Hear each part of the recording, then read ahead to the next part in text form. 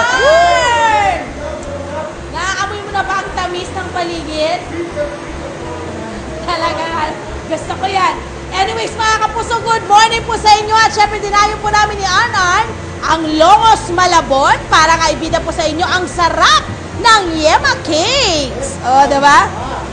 At ang sweetness talaga po rito ay overloading. Overloading talaga. At syempre, ngayong nalalapit na po yung Pasko, perfect po itong sama sa inyong mga Noche Buenang, kumbaga sa inyong hapagkainan sa Noche Buena. At masarap din ito ipang regalo sa inyong mga mahal sa buhay o di kaya gawing source ng extra income. Yun ang pinakamaganda dahil na rin po sa iba't ibang flavor nito. Kumbaga, level up ang sarap.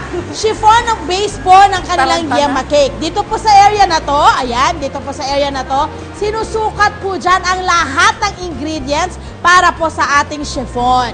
Pagkatapos po mahalo ang cake batter, dito naman po ilalagay po nila dito, paghahalo-haluin po nila mga kapuso. Ayan, syempre ifo-fold po yan. Ang galing ng ganda, ang perfect ng pagkagawa. Diyan po ilalagay naman po dito yung paghahalo-haluin pa rin po dito mga kapuso ang ibang ingredients. Okay, pagka-fold po niyan, ang gagawin po niyan ay ilalagay na dito sa ating pan. Okay, ito po yung kanilang pan na ginagamit. Ayan, makikita nyo. Talaga namang ang ganda ng itsura. Ayan, ifo-fold lang po yan. Ayan, ganyan lang po yan. Dapat i-fold lang. Ayan. Hindi po dapat i-mix ganon ha. Dapat gently. Oh, yung ang bango ng ng amoy. Ayan. Pagka-fold, ilalagay po yan sa pan. Pagkalagay po sa pan ay saka po ilalagay sa kanilang giant oven. O, di ba? May oven po sila dito na sauce na napakarami pwedeng ilagay. Okay, mula po dyan mga kapuso, syempre ilalabas po nila pag naluto na. Ito na po yung magiging resulta niyan mga kapuso. At dito naman po kasama ang mga Remy's girls and of course Miss Remily herself. Ay ipapakita naman nila sa atin kung paano naman ilalagay yung mga frosting. Tama, no? Bali, ito, magagawa tayo ng Okay. mango. Ito Okay. yung mango flavor namin na Yema. Ito ba ang bago nyo ngayon? Oo, bali, ito yung newest flavor namin. Okay. Ano pa yung ibang flavor na idinagdagan nyo, Miss Remily? Bali, meron kaming ube, Yema ube, Yema caramel, Yema mocha, pastillas Yema, Yema chocolate. So, ang base ng nyo, ng pang-frosting nyo ay lahat Yema. Lahat Yema base. Nilalagyan nyo na lang ng flavor. Yes. Ayan! Okay, gusto kong malaman magkano yung mga presyo ng inyong mga sizes kasi may iba't iba kong sizes ang kanilang mga cakes, okay? Ano yung pinaka-maliit, pinaka-mura, Yung magkano? smallest size namin, yung single serving, yung Yema plain namin is 45 pesos. Tapos, Guys, ang kanilang single serving parang pang dalawang tao. In fairness, malaki. Magkano yan, Remily?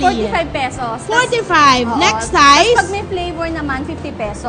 Syempre naman. Oo nga naman. O, yung next size Tapos natin? yung half roll namin is 200 pesos. Okay. At With flavor, ranging to 210, 220, depende sa flavor. okay, yung ating malaking mga malalaki nakikita Yung natin. whole roll natin is 300 pesos. Ay, may nakita ko kanina mga kapuso, yung aming unang hirit, UH logo, no? Nakita ko, per letter, pwede magpagawa sa inyo. Oo, yung magkano aming per Yema letter? cake, 385 per letter. Per letter, kasi Per nga letter. talagang kinakarili yung mga letters. Ayan, mga kapuso.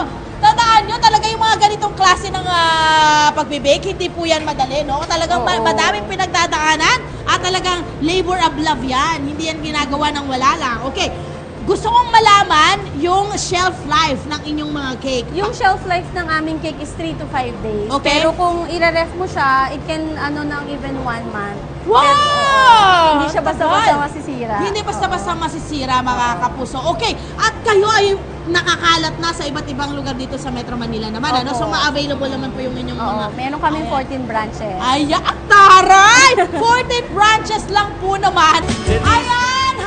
Hyper na nga kami ni Arna. Nagkakaroon po kami sa Malawan para sa isang Yemazing. Yemazing. Oh, Yemazing cakes.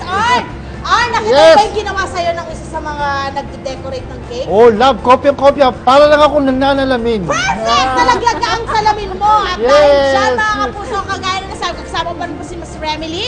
pwede kayong magpa-design. Ano yung mga Oo. pwede na ipa-design sa cake nila, Miss Pwede Remily? sila magpa-customize ng artwork kagaya ng ginagawa ng aming Yes! cake artist. So, Uh-huh. pwede yung by request, 3 to 5 days in advance lang. Okay, correct So, naman. any Bigyan nyo ng pagkakataon drawings ng or tagal design. drawing yan. Oo. At syempre, pwede rin kayo, kagaya yung ginagawa ni ate, yung magpa-lettering. Pwede rin Oo, po yung mga calligraphy, if in case na may Calligraphy, mga correct. dedications na gusto nyong ilagay dun sa mga cakes. True. At ito pa, kung gusto nyo magdagdag ng kung ano-ano pa, naku, piso lang po. Piso lang po ang isa, emoticons at kung ano-ano pa.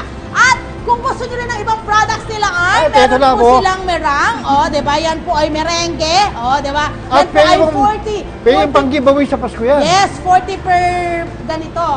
Per Ayan, package. Yema balls, 90 per package. And Yema spread, 120 per jar. Oh, mura. Ayan. Maraming salamat, Miss Thank Remily you and the po. staff for having us today. Magbabalik po kami. Okay,